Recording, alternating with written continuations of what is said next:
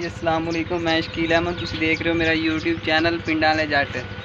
तो अच्छा फ्रेंड, अज का ब्लॉग स्टार्ट करने आज तुम देख रहे हो जी मुदस्सर भाई की घर है। मुदस्सर की कर रहा मैं अच्छा जी, ये तिली नूं पानी लाने लगे सी ते परली साइड तो उधरली साइड ते पानी ला रहे हैं चाचू। तो खाद खिलारनी सी तिली नूं, एक गवारा खाद है, यह तुम देख सकते हो जी गट्टू के उत्ते। जी गट्टू के उत्ते जी नज़र आ रहा है पाक अरब वालों की है जी कैमिकल खाद। तो यह भी है जी, देख सकते हो तुम माशाल्लाह जी। ये खाद खिलाने लगा जाके तो तिली माशाल्लाह अच्छी सी। तो असी क्या गवारा खाद जी है उन्होंने पा देने। तो मरबे असी सोलर चलाया जी। अज तो जी गर्मी बहुत ज़्यादा वा, कल भी इंतहा की गर्मी सी। है जी इन्वेटर लगा हुआ वा, प्लेटा खोल के असी चलाइया हुई मैं। तो गर्मी इंतहा जी, बहुत ज़्यादा गर्मी। वैसे हवा चल रही है, हवा चलन के बावजूद भी इन्नी गर्मी लग रही है कि पसीना वगैरह आ रहा वा। तुहानूं उधर तिली भी दिखाने जी साड़ी माशाल्लाह तिली है, काफ़ी अच्छी खलोती है। तो वह भी तुहानूं भी विजिट करवाने। तो असीं क्या अज पानी ला रहे थे, तो चल इन्हूं थोड़ी थोड़ी खाद पा देने कि चलो अच्छी हो जाएगी। साढ़े इत्थे तकरीबन जी लईए का जिहड़ा इलाका है ना, इत्थे लोगों का रुझान मतलब ज़्यादा इस टाइम तिली के मुतलक है वै। वैसे तो मूंगी भी दी काफ़ी ज़्यादा काशत हुई है, लेकिन मूंगी तिली ये दो चीज़ां इस टाइम साढ़े इत्थे ज़िला लईया का जिहड़ा है मतलब इलाका वा, ये ज़मीन मतलब नॉर्मल है, रेतलियाँ मतलब हैं। तो इत्थे लोग ज़्यादातर लोगों ने तिली वगैरह बीजी हुई है। तो तुसीं देख सकते हो जी माशाल्लाह तिली ने फुल लगे हुए हैं। तिली नूं काफ़ी मतलब अच्छी मतलब है वै। इधर मुदस्सर जी खाद खिलार रहे हैं,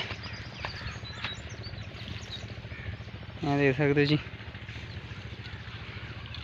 असी मैं खाद खिलार देवां, मैं कहा चलो तू खाद खिलार दे, कोई फायदा ही होएगा जी तिली नूं।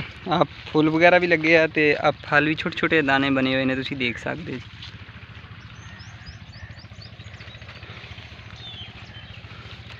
तो उस दिन जी तुहानूं दस्सिया भी सी कि मोटर साड़ी खराब होने की वजह तो काफ़ी दिन मतलब गुजर गए सी। तो साड़ा मतलब पानी का थोड़ा जिहा ज़्यादा, फसल ज़्यादा सुक्कन लग पई सी, जिस वजह तो फिर असी 2 दिन नाल बोर भी चलाया पीटर वाला सोलर के नाल चला के, तो माशाल्लाह सारी फसल भरी है एक बारी। अजे भी तकरीबन है, तुसीं मेरे पीछे देख सकते हो जी। एनू जी तूड़ी कहते हैं। तूड़ी मतलब एक गंदम जो असी गाह लैंदे ना, तो उस तो बाद मतलब ਇਹਦਾ गंदम का भूसा बनता जी। ये जानवरों मतलब असी चारे दे विच सब्ज़ चारे दे विच असी ये इस्तेमाल करने। ये तुहानूं तुसीं पीछे देख सकते हो जी। तो काफ़ी मतलब ये लोग मतलब साढ़े इत्थे ज़्यादातर लोग जिहड़े छोटे फार्मर ने मतलब जिन्होंने थोड़े थोड़े जानवर रखे हुए होंदे ने, वो मतलब साढ़े को इत्थे ये जी तूड़ी इस्तेमाल करते हैं। गंदम की कटाई तो बाद जिस टाइम मतलब थ्रेशर ला के असी मुड़ के भूसा जी बनता वा। यह तुहानूं एक होर विजिट करने जी। असी इत्थे लगाया हुआ है जी अमरूद का बूटा, है तुसीं मेरे पीछे देख सकते हो जी माशाल्लाह जी। अच्छा काफ़ी मतलब प्यारा जिहा बूटा वा, इनू फल वगैरह में अमरूद भी लगे हुए हैं, लेकिन हजे है छोटे ने, खाण वाले मतलब नहीं है। यह तुसीं देख सकते हो मतलब अजे छोटे छोटे ने मतलब अमरूद वगैरह वा। बाकी उधर सोलर वाल भी चलने। बाकी असी फल वगैरह बाग नूं भी माशाल्लाह अच्छा फल लगा हुआ है, तुसीं देख सकते हो जी। मेरे पिछली साइड से तुसीं देख सकते हो जी, काफ़ी माशाल्लाह अच्छा फल लगा हुआ वा। असी इत्थे मौसमी सारा लगाया हुआ वा, तो काफ़ी अच्छी पैदावार है मौसमी की। तो किन्नू फ्लूटर भी है वा, लेकिन लोग मतलब असी ज़्यादातर मतलब इत्थे मौसमी अपने लगाया हुआ जी। साड़ी चारपाई है जी मतलब असी इत्थे बैठने वास्ते इस्तेमाल करते। जैसा कि तुसीं जानते हो जी, यह साडा कमरा जिहड़ा असीं इत्थे मतलब बनाया जी है, सीढ़ी वगैरह कमरे उपर जाने वास्ते। यह जानवरों वास्ते चारा वगैरह बीजा है, मतलब ये हरा बाजरा वगैरह साढ़े को ज़्यादा इत्थे हुंदा वा। तो ये असी मतलब बीजा, तो ये वो जिहड़ी अगे तुहानूं तूड़ी दसी है जी चारे वास्ते इस्तेमाल होंदी, तूड़ी मतलब ये चारा तूड़ी च इस्तेमाल करने।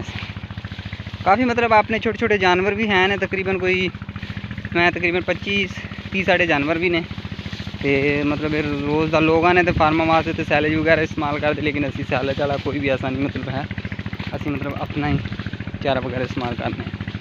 तो अच्छा भी बार चलने मोटर से भी, मोटर भी चल रही है काफ़ी मतलब ना।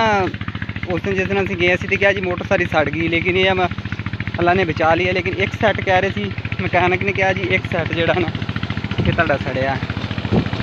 वैसे देख सकते हो पानी भी तकरीबन ठीक कट रहे हैं अज हजे सुबह।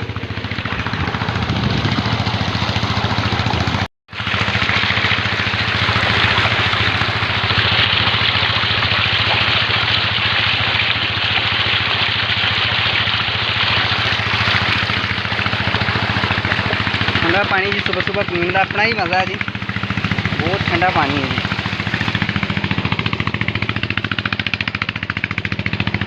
बाकी तुम मेरे पिछली साइड से इतने भी देख रहे हो भी तकरीबन नहीं लगा जी बाग तुम साढ़े को इतने लइए जिस तरफ की तुम देखोगे लोगों ने बहुत ज़्यादा बाग लगे हुए हैं। तुम मेरी पिछली साइड से भी देख सकते हो जिथे तक ताड़ी नज़र जाएगी जिधर में तुम देखोगे बाग ही बाग नज़र आएंगे। लइया ज़िला जोड़ा वा इस वास्ते मशहूर है जिस तरह सरगोधे फ्रूट वगैरह मतलब किन्नू वगैरह बहुत ज़्यादा साढ़े को मौसमी किन्नू तकरीबन फ्रूट हर तरह की इतने वैरायटी मतलब मिल जाती तुम लोग सेल वगैरह भी करते हैं। अच्छा मतलब रिजल्ट है। बाकी जिन्हें फ्रेंड साढ़े चैनल सबसक्राइब नहीं किया उन्होंने को रिक्वेस्ट है प्लीज़ साढ़े चैनल भी सबसक्राइब करो नाले बैल आइकन ते दबाओ क्योंकि साड़ी हर आने वाली वीडियो तुहाडे तक बआसानी पहुँच सके। बाकी वीडियो बनाने का असल मकसद है कि तुहानू असीं अपना इत्थे दा देहाती कल्चर वगैरह दिखाने अपना असीं अपनी लाइफ स्टाइल के मतलब दिखाने कि असीं इत्थे किस तरह मतलब असीं इत्थे अपना कारोबार करने काम करने या मतलब जो भी शहर के लोग ने जिन्होंने मतलब देहात का माहौल नहीं देखा माशाल्लाह जी आके तुसीं साढ़े चैनल पर आओ साढ़े चैनल सबसक्राइब भी करो नाले देखा करो असीं तुहाडे वीडियो बनाने जी तुहाडे प्यार मुहब्बत वास्ते कि सानू लोग सपोर्ट करनगे। तो मैं देखा कि लोग साडी वीडियो तो देखते सानू सपोर्ट नहीं करते उन्होंने को प्लीज़ रिक्वेस्ट है कि साडा चैनल भी सबसक्राइब करन नाले बैल आइकन ते दबान क्योंकि साडी हर वीडियो तुहाडे तक बआसानी पहुँच सके। बहुत शुक्रिया साडी वीडियो देखने वास्ते।